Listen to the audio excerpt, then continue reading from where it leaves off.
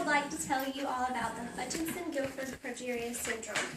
I will tell you information about it, the symptoms, and the treatments. One day as I was scrolling through Facebook, I seen a video that somebody shared of a little girl who was showing off all of her favorite wigs. That she has Hutchinson-Gilford Progeria syndrome. She is a 7-year-old little girl who's just like any other little girl. She loves to dance and sing and do her makeup and dress up just like any other child, but she just doesn't quite look the same. I'm going to tell you a little bit about the syndrome. It is a very rare disorder, and there is no known cure for it at this time. Norquist states that the word progeria comes from the Greek word progeros, which means prematurely old, and the Research Foundation shares that it is caused by a mutation in the lamin A gene that is produced from the protein termed progerin. Norquist also reports that both male and female children are at equal risk for the disease, and it affects approximately 1 in every 4 to 8 million children. Sergici explains that the average lifespan of the child is from 7 to 27 years old, but the most common expectancy age is only 13 years old. Wow. Now that I have explained a little bit about the syndrome, I will tell you a little about the signs and symptoms.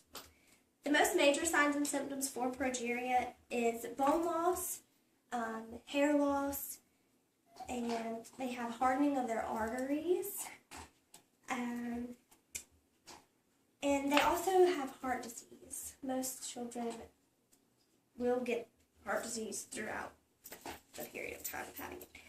The most often cause of death is heart attacks or strokes in the children. Wow.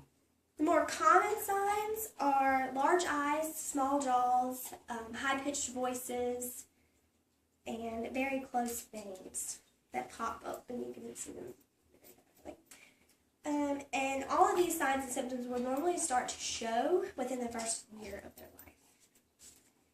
Skin is one of the major targets of the syndrome. Sergici shares that a few of the most common signs for the skin is easy bruising, decreased sweating, and reduced fat on the face and limbs. After discussing the signs and symptoms, I will discuss the treatments for the syndrome.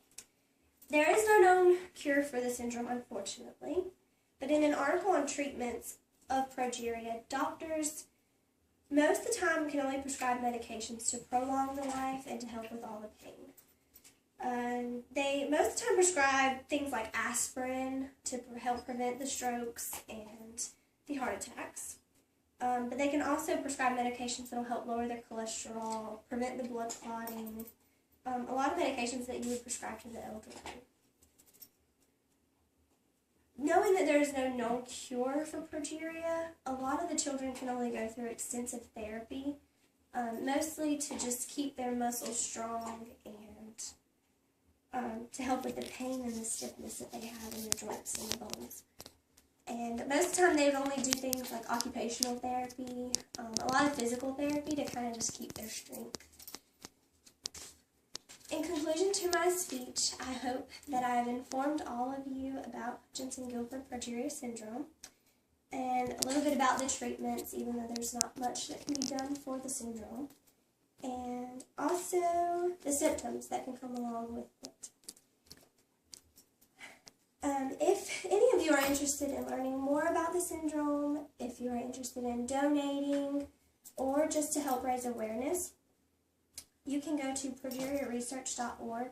There's many stories of children all around the world that have been diagnosed with the syndrome, and you can also donate your money to help with the foundation. And also, I do believe it would go towards their medical bills for most of the families that just do not have the funds. Like in other countries, this is more common. It's not as common in America, but knowing the financial issues over there would help if people could donate their money. But if you would like to learn anything else about it, just go to progeriaresearch.org. Yeah.